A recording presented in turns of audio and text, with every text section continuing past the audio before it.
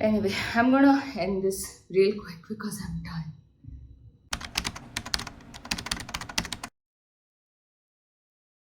What's up, you guys? Aditi, welcome back to our channel. I know I'm coming and recommending books after a really long time because I was not reading books back then, like last year, but now I'm back again.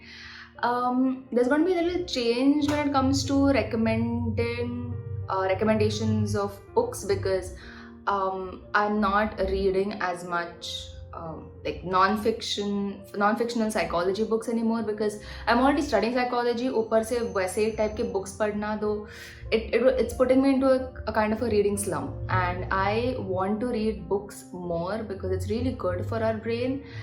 And yeah, basically, so today the video is divided into two parts. Out of 5 books, the first 2 books will be non-fictional and the second part would be 3 fictional books. So let's begin with non-fictional first. Okay, so the first book is, like, if you don't want to pick any book out of this video, you have to at least take this one. That's the reason why I'm putting it first. It's Maybe You Should Talk to Someone by I forgot her name. It's Laurie. You'll see the name. You can read it from here. This book, I would recommend it to anyone who is a psychologist, a therapist, who is going to be a therapist, maybe even in clinical psychology, anything that's fine. A psychology student, anybody who is into psychology, somebody who is going to therapy or wants to go to therapy, or maybe stop doing therapy because there was some issue. Basically, anybody that is relating to therapy, mental health, psychology, you must read this book. This book is written by a therapist herself, and she talks about her life and she as a therapist going to therapy. So if I have to explain this book in one sentence, I will say it's about understanding, like general people understanding the mental health of a therapist. पहले तो people don't want to go to therapy, that's one. जो जाते हैं या फिर नहीं जाते हैं, there are so many stereotypes when it comes to psychologists and therapists. People think that therapists have their life in order, in control, but people keep forgetting that therapists are also people, right? You as a normal person, whether you're an engineer or you're a gynecologist or I don't know, you are a salesman, you could be anybody, a vada pav wala even, or just a student. You do deal with people, your family, your friends, the society, and things affect you and they bother you and it affects your mental health, and that's the reason why you would go to a therapist. Therapists are also humans and they also deal with people in society. I'm not talking about their clients and patients. I'm talking about their personal life. So why wouldn't they have problems? A cardiologist has a cardiac arrest or he needs a bypass surgery, वो खुद पे तो नहीं कर सकता, right? So he would need another cardiologist, and the same thing applies to therapists as well. And this book it shows you, it makes you understand that why a therapist would also need therapy. But that is not the only part about this book. The therapist, the writer, the author actually, she also explains 4 to 5 different kinds of clients that she has. So one was a very difficult client, one was a very old woman, another one was learning to deal with grief, like of her own death, and how does this therapist deal and handle and try to do her work with these clients, and also how does she draw advice from these clients for herself that applies to herself, and how she learns things from her clients as well, because that's a normal thing to do with it. There are also a few such psychological concepts here and there, like when it comes to that old woman, the author spoke about the last stage of Erik Erikson's psychological stages of development, which is like integrity versus despair. So highly recommended book of this video, at least. Second book of this video and the last non-fictional book of this video, Behave by Robert Sapolsky. I'm definitely pronouncing it wrong. You can see it. He is basically a Stanford professor. He teaches psychology in the Stanford University, and there are a lot of YouTube videos of his um, lectures. So if you just Google his name, like YouTube, if you search for his name, you'll find it. I have watched some, not all of them. They are really, really long, and that can be a lot. Anyway, coming to this book is not like a normal, a book that you can read at leisure, depending on who you are and how you are. It wasn't for me, at least. This book was very textbooky. Okay, so like I mentioned in the beginning of this video, that I find it really hard to read non-fictional psychology books for leisure, and that was also a problem with this book. So I started this book a year ago or something. I stopped reading it. I tried it again, but this time I tried reading it, like listening to it as an audiobook, because I thought, what, I'm walking around, I'm going for classes and stuff, then I can read it, like listen to it. But still, it was really hard to do, and I just wanted like a break from psychology, because I just got done with my exams last month in April, and I'm going to be in my final year maybe in June and July, whenever the college begins. So I just wanted like a break. Does not mean I don't like psychology or I don't have a thing for it, but everything that we do, we always need a break from it, whether you love it or you hate it or whatever. So I don't want to say that I did not finish this book, I left it, but that does not mean that I don't want to recommend this book, because this book is amazing. So whatever I studied about cognition and ERP's event related potential, a few other things, biological behavior, and all of that, whatever I studied in the second year, wo sab cheeze and more is in depth in this video. So you can imagine that this book is really good. But it just depends on who you are, and whether you can also read books that are outside of our psychology syllabus, and you can still read this book at leisure or not, time pass ke liye. Coming to the third book of this video and the first fictional book. Okay, so this book is not directly related to psychology, but I believe that जहाँ पे भी humans है, वहाँ पे psychology applies, and in psychology we do learn a lot about social issues. So you can say this book is relating to a social issue. So this book is Loveless by Alice Oseman, and this book is about figuring out your sexuality. The Loveless, I think that kind of gives you an idea what this book is going to be. It's about asexuality and aromanticism, if that's the noun form of it. And this girl is trying to figure out who she is, and it's like a coming of age book. So I know that a lot of my audience falls in teenager and young adult age. So I thought that because my audience falls under this category, they would actually enjoy this book, because we are trying to figure out who we are, what do we want, what do you want to become, everything. So basically, the identity versus confusion stage in Erik Erikson's psychological stages of development. I don't know, I keep pointing that psychological concept all the time in this video. I don't know why that is, but it is. So I thought that's the reason why you would like this book. And I'm not saying that this book will actually answer all your questions about asexuality, but it does give you a lot of insight. Like, I did not know that asexuality is actually a spectrum in itself. Okay, so when we think about heterosexual, this person or he or she likes the opposite gender. When it comes to homosexual, they like the same gender. Like, there could be, I'm not sure, again, like I did not know about asexuality, so वहाँ पे भी शायद से spectrum हो सकता है, but in asexuality there is its own spectrum. So some people may be okay with first base, well, some will not be okay with moving forward, some would be okay with PD and holding hands, some would not be okay with that at all. Like, so it depends upon person to person, so it's a spectrum. So I learned a lot about LGBT community. Not a lot, but I got a lot of insight from this book about LGBTQ community, and also a lot of problems that they face in the society.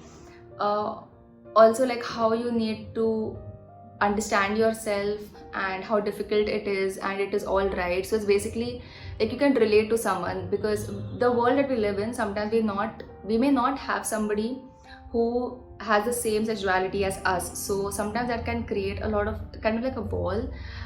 It becomes difficult for them to understand you or for you to understand them. And so this book kind of helps you relate to each other, kind of a thing. Also, the main character, I could relate to her a lot, not because of the sexuality thing, but like her personality is a lot like the way I was in school and in college. She's also like a lot introvert, and she doesn't talk to a lot of people, and she has these 2-3 friends, and those are her inner circle, and those are her world, and how she has to like get out of that world and just meet new people. And yeah, so basically that kind of helped me relate to this book a lot more. Fourth book, okay, this book is also a very, very, like, you have to read this book. Like, agar out of these 5 books, if you're not going to pick any book, I'm okay with it, but you have to pick these 2 books. The first one, which was Maybe You Should Talk to Someone, and this one, which is, you're not going to believe I'm saying this, it ends with us. Hear me out. The problem with this book is that this book is marketed, stop making that sound. This book is marketed as a love story, a romance book, and that is a problem. That's the reason why if you read any of the reviews on Goodreads, it's kind of divided into 2. So people who love this book, like, they're giving 5 stars for this book, and there are some who are just giving 1 and 2 stars. It's probably because of their expectations not being met. Like, when I started reading this book, I just wanted like a very light-hearted read, because that's what people kept talking about. Like, that's how the summary was. There are some problems, and yeah, like, okay, like that's the whole thing, right? The book needs to create some kind of drama, but this book was a total different thing.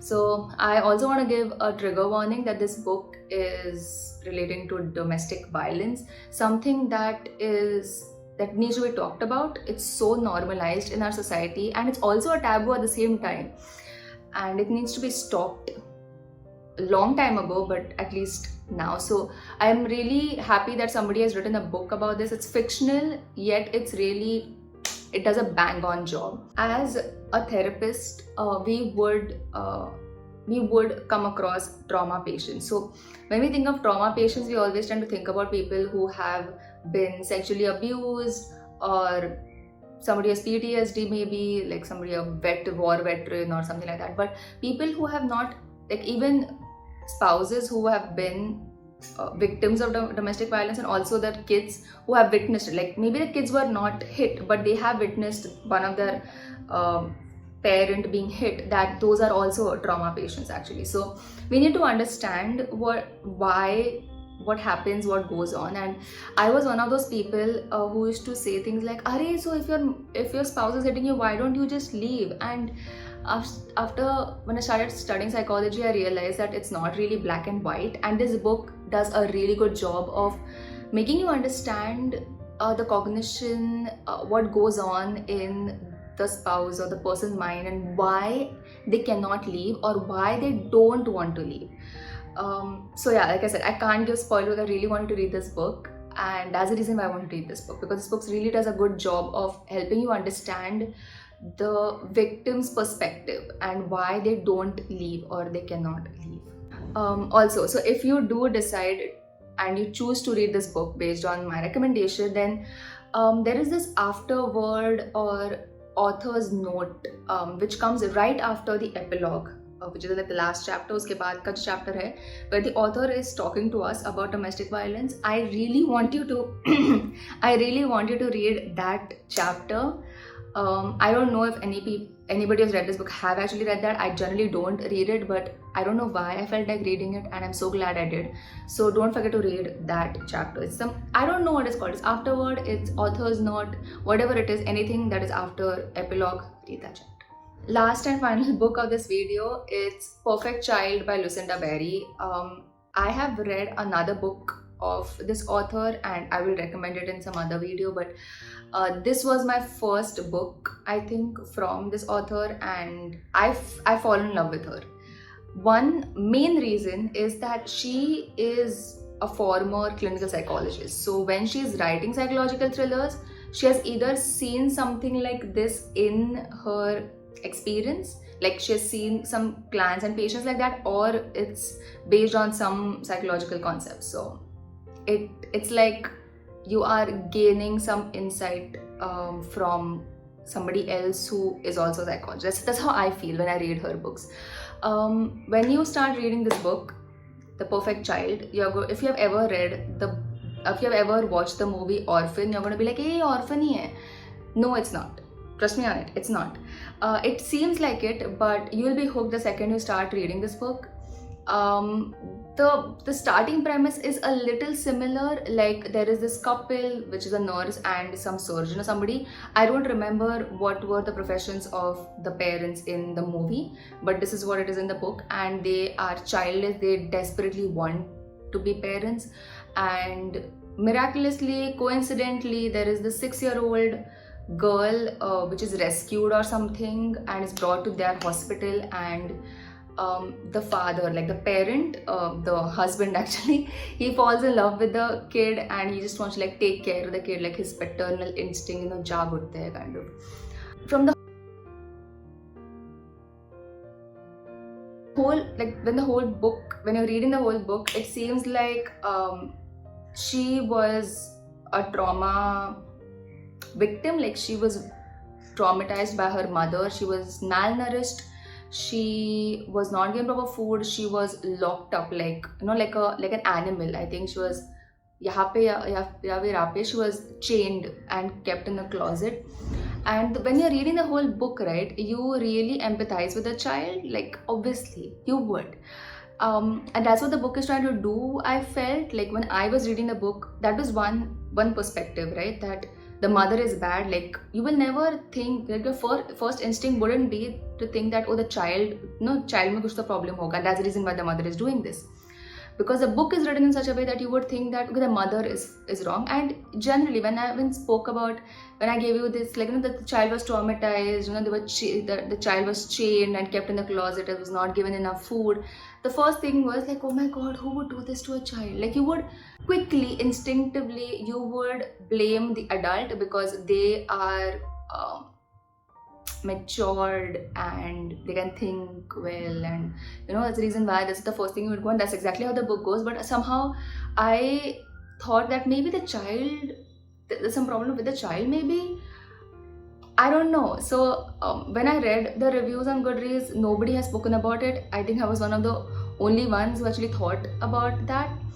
Let me know what you think when you start reading the book, if you do start reading the book. But that's what I felt, and I'm not going to tell you what happens at the end, whether it's the child or it's the mother or it's what, because when the main couple that we are following, they do take the child in as a temporary custody till the child is sent to a proper, correct, like permanent family. And the child kind of is very loving with the husband, like the father or whatever, the foster father, but not with the mother. And the social worker or therapist, I think the social worker, she keeps talking about, oh, because her mother was abusive towards her, the transference ho raha hai, like she is putting you in her place. And so that does make sense. So I feel like somewhere maybe Lucinda Berry did have somebody like that, or I don't know, she has studied it or something. So it's very interesting to read her book. So give this one a try. I gave it like, I think 4.75 to 5 stars. I'm not sure, but my mom loved this book. So when she loves books, I'm like. And that is it for today's video. Let me know if you read any of these books and what you thought about them without any spoilers, because I don't know who's going to read these comments. If you haven't and you're going to give any of these books a try, let me know. And there are 2 other videos that I've made about this, so do check them out. And I'm going to leave really quickly, so like, share, subscribe, and bye.